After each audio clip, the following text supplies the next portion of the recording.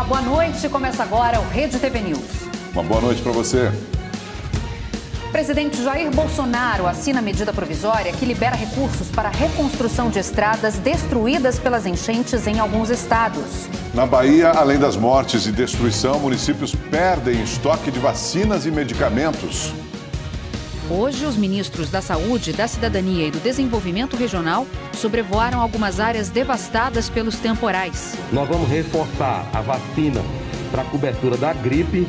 Vamos trazer mais, nesse primeiro momento, 100 mil unidades dessa vacina. Em Minas Gerais, mais prejuízos causados pelas fortes chuvas, com desmoronamentos e inundações. Você vai ver quais nomes de bebês fizeram sucesso em 2021. O ranking dos nomes mais populares do ano, divulgado pela Associação Nacional dos Registradores de Pessoas Naturais, mostra que pais e mães têm preferido nomes mais curtos para as crianças. Tem muito mais por aqui. A gente espera você depois do intervalo.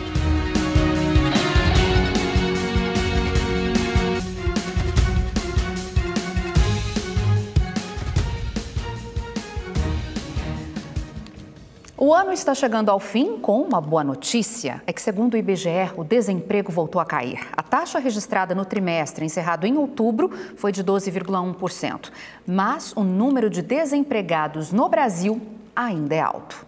Bruna resolveu mudar o visual para esperar 2022. A representante comercial ficou desempregada em julho. Agora, com trabalho garantido, o ano novo vai chegar com muitos planos. Graças a Deus, eu consegui me recolocar em 2 meses na minha área. Agora é só pensar em crescimento profissional, estudar e trabalhar bastante. Em todo o país, mais de 3 milhões de pessoas conseguiram uma vaga de trabalho entre agosto e outubro deste ano, o que fez com que a taxa de desemprego caísse para cerca de 12%. Esse índice é o mais baixo desde fevereiro de 2020, quando a economia brasileira começou a sentir os primeiros efeitos da pandemia do coronavírus. O recorde de desempregados foi no primeiro trimestre deste ano, quando o número chegou a quase 15 milhões. Essa retração da desocupação ela foi principalmente possibilitada por uma expansão bastante significativa da ocupação, que hoje chega a cerca de 94 milhões de pessoas. Essa ocupação que expande,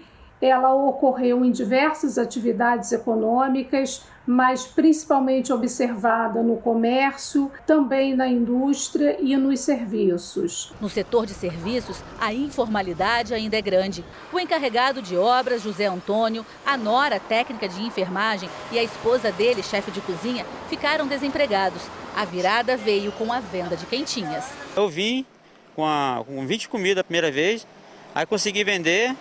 Aí consegui vir, aí veio 20, veio 30, veio 40, veio 50 e a gente está aí até hoje, graças a Deus, entendeu? Apesar da pesquisa do IBGE apresentar redução do desemprego, o número de pessoas sem uma vaga de trabalho continua alto. Cerca de 13 milhões de brasileiros estão fora do mercado.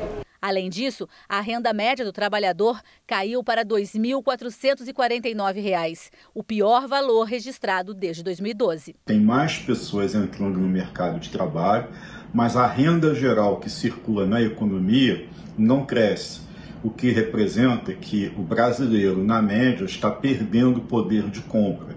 As pessoas que estão conseguindo se reempregar ou o primeiro emprego estão entrando, na média, com um salário menor do que tinham ou do que aquele que era pago na ocupação da pessoa anterior que foi demitida. Há 3 dias para a chegada de 2022, o desejo de todo mundo parece ser um só. Eu espero que 2022 tenha trabalho para o povo brasileiro, estamos sofrendo muito. E agora vamos aos números da Covid-19 no Brasil. Segundo dados do Ministério da Saúde, o Brasil tem 21.567 mil pessoas recuperadas pela doença. 68 mil continuam em acompanhamento e desde o início da pandemia, mais de 618 mil pessoas morreram de Covid-19 no país. Vamos falar agora do surto da gripe. Com as UPAs, unidades de pronto atendimento de saúde lotadas, Belo Horizonte decidiu ampliar os horários de funcionamento de alguns postos localizados em bairros. É que a demora no atendimento tem provocado confusão nas unidades. A unidade de pronto atendimento da região norte ficou o dia inteiro lotada de pacientes em busca de um médico. Muitas crianças e pessoas prostradas com tosse e sintomas de gripe. Familiares de uma mulher de 39 anos que foi internada com uma crise de asma preferiram não gravar entrevista, mas afirmaram que a espera por um médico já passava de 15 horas. A Núbia trouxe a filha de 3 anos que estava com o pé inchado após levar uma picada. Classificada como caso não grave, não tinha nem ideia de quando seria atendida. A gente evita ir para o hospital e quando vai tem essa espera longa que causa agonia, medo. Por quê? Você vê que a maioria das pessoas que estão com essa gripe, estão com Covid, e aí você acaba ficando afastado para pelo menos tentar se prevenir de não pegar. Foi nesta mesma UPA que durante o último final de semana, guardas municipais foram chamados para conter pacientes revoltados com o tempo de espera e com a falta de profissionais. Toda a confusão foi filmada. Em um dos vídeos, é possível ver ao menos 2 homens imobilizados. Em outro, uma mulher aparece algemada e diz ter sido agredida pelos guardas. Olha pra você ver, disparando arma de choque no cara que já está dominado. A prefeitura orienta as pessoas com problemas respiratórios a procurarem os centros de saúde dos bairros. Neste, próximo à UPA Norte, a situação não era diferente. Um senhor aguardava atendimento deitado do lado de fora. Lá dentro está lotado, muita gente mesmo. Aí fica como que sem solução, né? Sem saber onde ir, buscar ajuda. Diante dos problemas, a Prefeitura de BH disse que vai ampliar o horário de funcionamento em 9 centros de saúde da cidade, um em cada regional. A Prefeitura espera que os postos já estejam funcionando das 7 da manhã às 10 da noite até o final desta semana. Você já ouviu falar de atrofia muscular espinhal? Em São Paulo, uma criança com essa doença corre risco de morte se não tomar os medicamentos fabricados nos Estados Unidos. O custo do tratamento é caríssimo e a família luta contra o tempo para salvar a vida do menino. A gente nunca pensou que fosse passar por isso. A emoção dessa mãe tem uma explicação. O filho dela, de 5 meses, tem uma doença degenerativa que não tem cura, mas tem tratamento. Só que é o mais caro do mundo. Theo tem AME, atrofia muscular espinhal. Os pais estranharam a perda dos movimentos logo aos 2 meses. A gente achava ele meio molinho e não segurava o pescoço. E começamos a querer investigar, né? Perguntando para pediatra, pedindo outros médicos para ver o que poderia ser. E aí um neuro desconfiou e a gente foi atrás do diagnóstico. Um exame genético constatou a atrofia e, sem terapia, as chances de vida são pequenas. Mas o valor para a reabilitação do menino é milionário. São 2 medicamentos. O Spinraza custa cerca de R$300 mil. Já o Zolgensma, 9 milhões de reais. São drogas desenvolvidas e vendidas por laboratórios americanos. O Sistema Único de Saúde não cobre o tratamento completo. A primeira etapa do tratamento custou R$1.200.000, mas para ter acesso ao medicamento, o casal Marcos e Larissa teve de iniciar uma verdadeira batalha judicial. O plano de saúde deles também se negou a cobrir a despesa, mas uma ação liminar garantiu o tratamento. A Justiça determinou o bloqueio de recursos da União para custear as despesas, não só do Theo, mas de centenas de pacientes. No entanto, o prazo ainda é indefinido e o Theo não pode esperar. Uma campanha para arrecadar fundos já está no Instagram. Todos pelo Theo com TH. Eu imploro a ajuda de todo mundo para compartilhar, para doar, porque se a gente conseguir chegar em mais pessoas, a gente não precisa que todo mundo doe muito, né? Então, por favor, eu peço para todo mundo, doe, compartilhe a campanha do Theo, a gente precisa muito desse remédio. Boa sorte, Theo. E como ele é lindo, né? Vamos mudar de assunto. As chuvas continuam provocando destruição no sul da Bahia. 21 pessoas morreram e o número de municípios afetados chega a 116.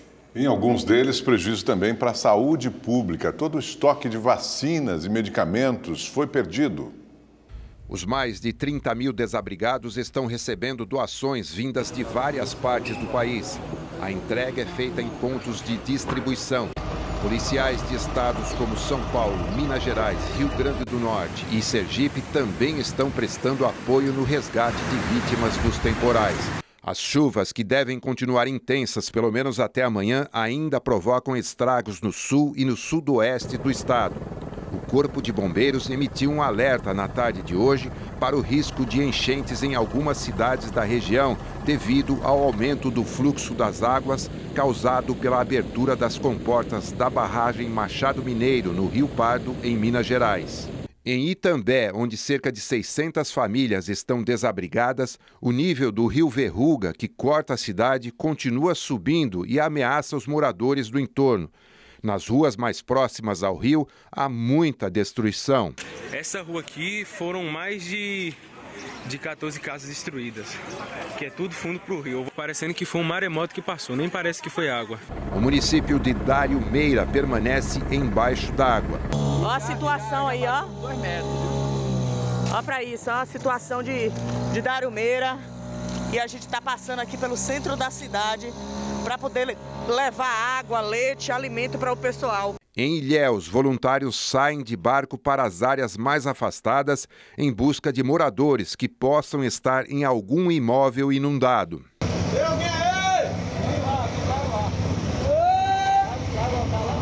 Olha lá, olha lá. A Secretaria de Infraestrutura do Estado ainda monitora os 37 trechos das rodovias baianas que sofreram bloqueios e obstruções por causa das chuvas. Em entrevista para a Rádio Salvador FM, o governador Rui Costa, do PT, disse que alguns municípios do sul do estado, como Jucuruçu e Itororó, perderam ainda todas as medicações e as vacinas durante as enchentes. Em alguns locais, 100% de todo o medicamento, de todas as vacinas foram perdidas, porque algumas secretarias municipais de saúde e os depósitos dos medicamentos ficaram embaixo d'água completamente. Então, nesse momento, repor o mais rápido possível medicamentos, vacinas e material para atenção médica. Então, o esforço nosso. Nesta terça-feira, depois de sobrevoar as áreas inundadas pelos temporais ao lado dos ministros João Roma, da Cidadania, e Rogério Marinho, do Desenvolvimento Regional, o ministro da Saúde, Marcelo Queiroga, disse em entrevista coletiva em Ilhéus que a pasta está empenhada em dar toda a assistência para as vítimas das enchentes que atingiram 5 estados: Amazonas, Minas Gerais, Pará, São Paulo e a própria Bahia. Hoje mesmo, o Ministério da Saúde editou uma portaria no valor de 12 milhões de reais para a área afetada pela enchente. Para a Bahia, são mais de 7 milhões de reais. Esse dinheiro já foi repassado, fundo a fundo, do Fundo Nacional de Saúde para os fundos municipais de saúde. A Secretaria de Vigilância e Saúde está aqui na região, atuando. Só para aqui, para a região sul, nós já encaminhamos 5 kits de desastres com mais de 1 tonelada de insumos. O ministro também anunciou que reforçará a vacinação contra a gripe nas regiões afetadas pela chuva. Nós vamos reforçar a vacina para a cobertura da gripe. Vamos trazer mais, nesse primeiro momento, 100 mil unidades dessa vacina. Vacina para hepatite A. Nós vamos também disponibilizar assistência para aqueles que se acidentam com animais peçonhentos. Enfim, todas essas necessidades para a saúde, médicos da Força Nacional, que são médicos emergencistas, eles vão começar a chegar. Os temporais também arrasaram o interior de Minas Gerais. Salinas, no norte do estado, está alagado e moradores tiveram que ser resgatados. Eu tô na agonia, só de ver esse cara lá. Deixei mais uma boia na corda e não vai não. Esse vídeo mostra um momento de desespero dos bombeiros de Salinas, que enfrentavam uma forte correnteza hoje de manhã, quando a embarcação virou. 2 militares precisaram ser resgatados com a ajuda de cordas. Vamos puxar! Devagar! Solta cabeça, só a cabeça. Não puxa uma vez, não. Devagar. Vai contando. 1, 2. Puxa, mais. Vai, puxa. Puxa. Vou puxar. As equipes trabalhavam na zona rural, onde moradores estavam ilhados. Essa imagem mostra a força impressionante da enxurrada, formada em um córrego da cidade. O rio Salinas transbordou, deixando parte do município completamente alagada. Eu dormi 3 horas e agora que eu acordei, o que virou a cidade? Gente de Deus! Nós nunca tivemos uma tragédia igual essa, não. Moradores registraram a situação nas primeiras horas do dia. Muita água, muita água. O rio tá lá, ó. Mas a avenida, as ruas foi tomado por água. Houve também desmoronamentos. A prefeitura ainda levanta o número de desalojados e desabrigados. A Defesa Civil de Serranópolis de Minas está em alerta por causa do volume de água do vertedouro da barragem, que fica na região. Na zona da Mata Mineira, um temporal acompanhado de granizo deixou muita destruição e assustou os moradores de Santana do Deserto.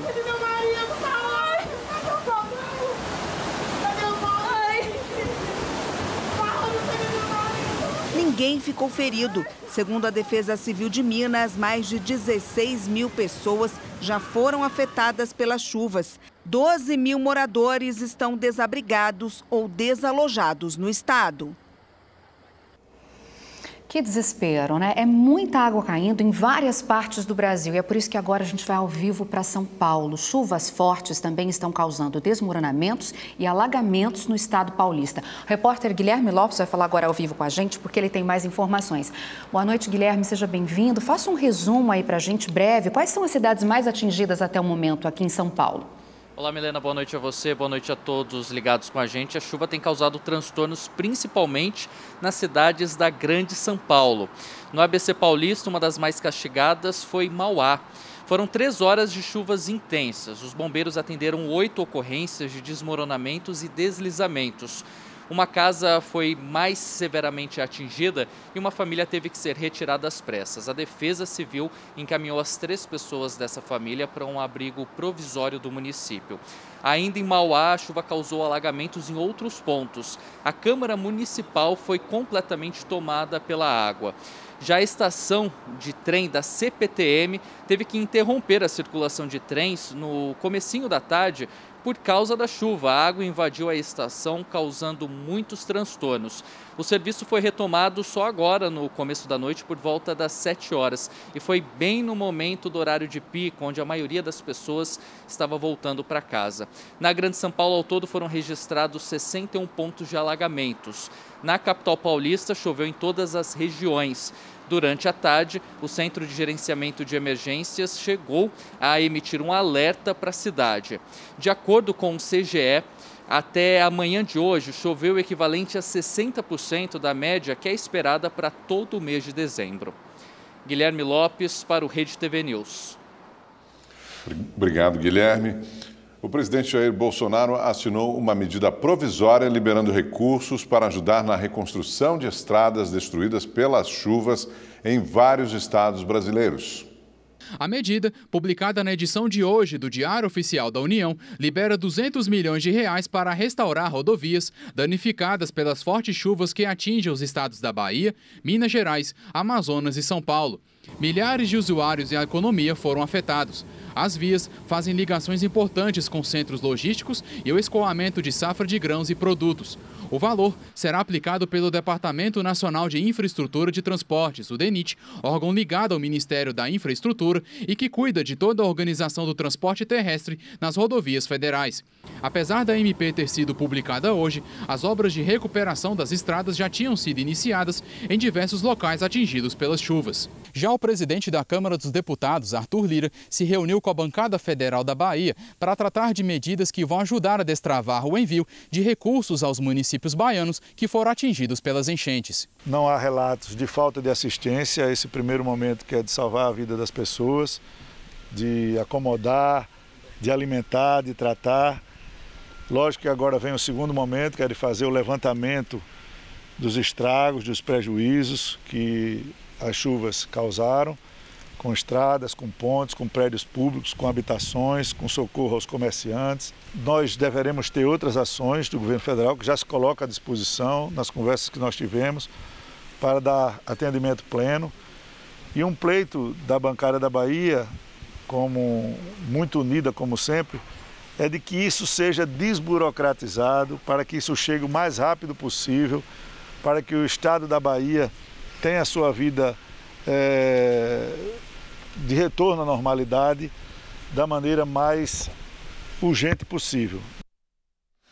Pois é, desses 200 milhões de reais liberados por meio da medida provisória, 80 milhões serão destinados para a reconstrução de estradas na Bahia. Você que se prepara para viajar e curtir o Réveillon, atenção ao volante. Com tanta chuva e o grande movimento nas estradas, segue aumentando o número de acidentes com mortes nas rodovias. Veja só a situação de Minas Gerais.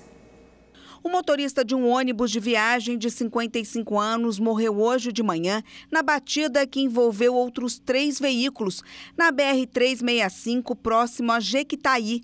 13 pessoas ficaram feridas. Segundo testemunhas, a carreta e o carro de passeio seguiam no sentido de Montes Claros e atingiram um ônibus e uma van que vinham na pista contrária. A causa do acidente é investigada. Na rodovia MG 453, 3 mulheres morreram na batida de frente entre 2 carros na região de Paraguaçu e Machado. As vítimas estavam no mesmo carro, junto com uma criança de 5 anos que ficou ferida, mas sobreviveu porque estava na cadeirinha. O motorista do outro carro também precisou de atendimento médico. O acidente foi em um trecho de pista simples. O motivo é apurado. E com o final de ano, maior movimento nas estradas, todo cuidado é pouco para evitar acidentes como os que acabamos de ver. Na reportagem que vamos exibir agora, tem várias dicas importantes de segurança para ajudar o motorista a evitar tragédias. Nesta imagem, o carro para na pista esquerda da rodovia dos Imigrantes e, num piscar de olhos, o que vem atrás acaba batendo. Foi o suficiente para gerar lentidão no trecho. Aqui, o carro em alta velocidade tira outro da pista e fica na contramão numa saída para a rodovia Anchieta. Já neste flagrante, o motorista parado na faixa zebrada em uma estrada de Campinas, no interior de São Paulo, é surpreendido pela carga de vidros que cai do caminhão. Um trânsito seguro depende do comportamento na direção do veículo. A atenção e prudência são atitudes que ajudam na melhor convivência entre os motoristas. Mas se o carro quebrar ou se envolver em um acidente, você sabe como proceder?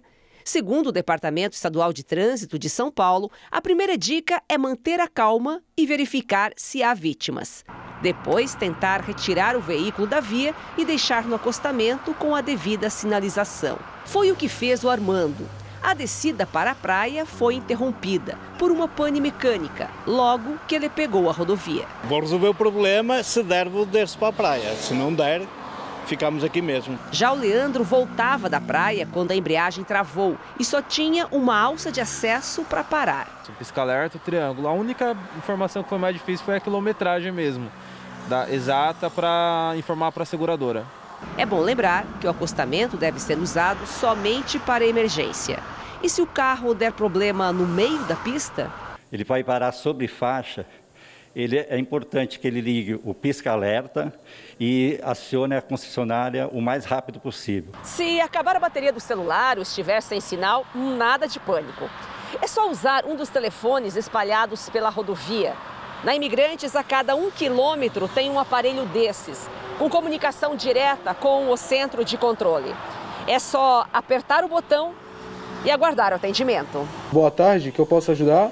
Este centro de operações monitora as principais vias de acesso à Baixada Santista. São 180 câmeras em 170 quilômetros de extensão. No Natal, quase 500 mil veículos passaram pelas 4 rodovias: Anchieta, Imigrantes, Cônego Domênico Rangoni e Padre Manuel da Nóbrega. Até a próxima segunda-feira, outros 650 mil são esperados. Ah, também tem uma coisa importante. Antes de pegar a estrada, fazer aquela checagem básica. Verifique a água do radiador, o óleo do motor, verificar se os pneus estão cheios, né? Inclusive os estepes, e também verificar o tanque de combustível. 2 homens foram presos após roubar carne de um açougue em São Paulo. A carga roubada foi avaliada em mais de R$20 mil. Os criminosos não foram longe com tanta carne. O carro bateu neste poste de uma avenida da zona sul da capital paulista durante a perseguição policial. Foi passado via Copom que o veículo, né, através de informações aí, o Copom estava passando que o veículo estava na área nossa aqui de patrulhamento. E aí iniciou um breve acompanhamento, foi dado sinais de parada, o veículo não parou e ele veio a colidir aqui na Avenida João Dias. Colidir aí num poste de propaganda. Segundo a polícia, os 2 homens de 21 e 27 anos tinham assaltado minutos antes essa casa de carnes também na Zona Sul. Com uma arma de brinquedo, ameaçaram os funcionários e pegaram R$100 do caixa.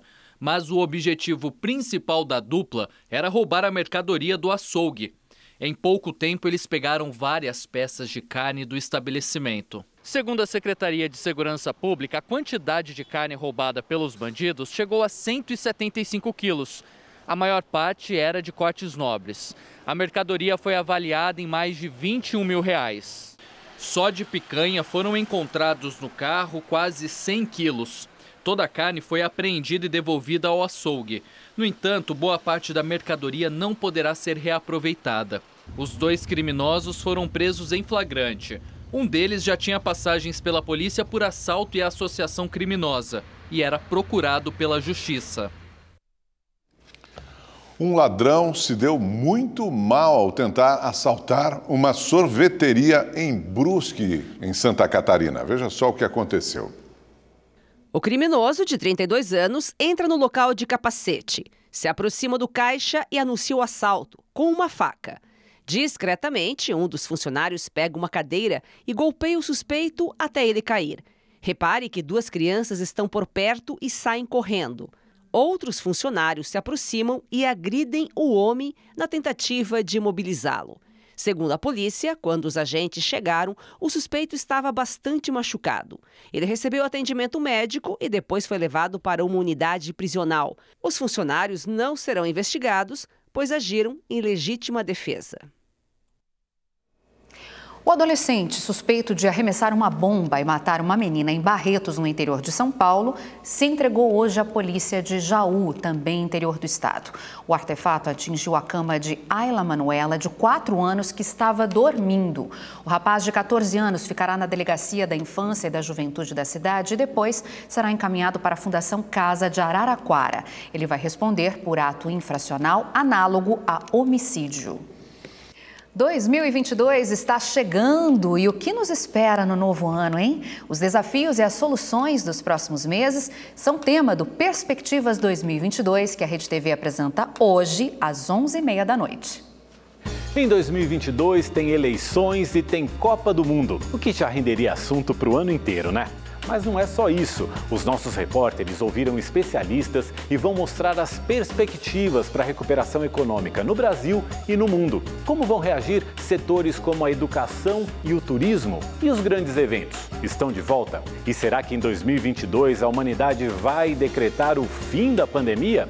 Os fatos e as análises você vê logo mais no Perspectiva 2022. Até lá!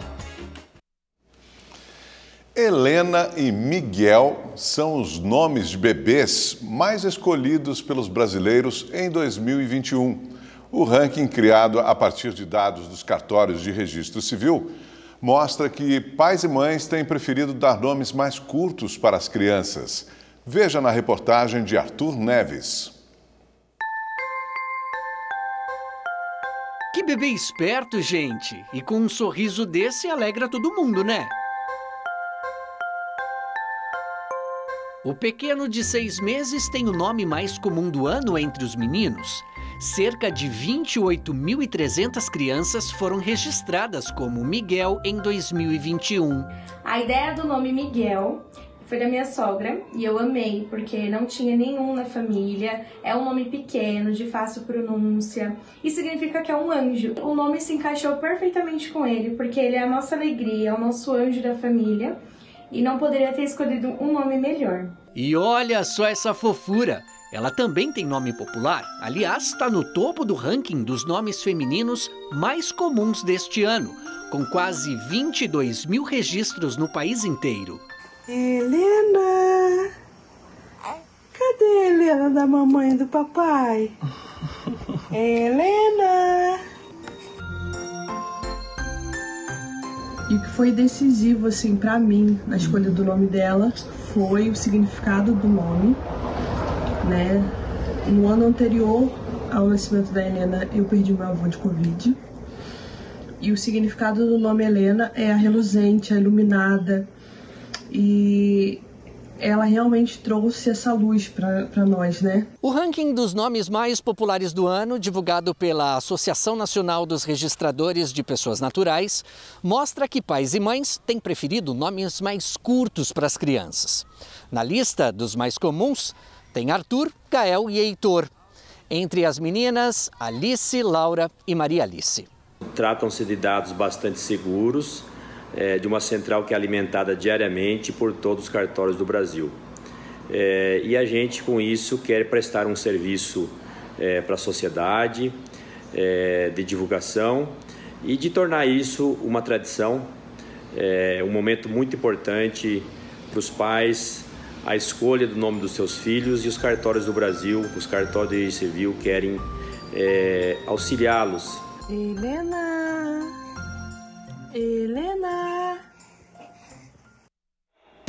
Linda. Quase Milena, né? Helena, Milena. O Rede TV News fica por aqui. Uma ótima noite para você. Obrigada pela sua companhia. A gente se vê amanhã. Boa noite.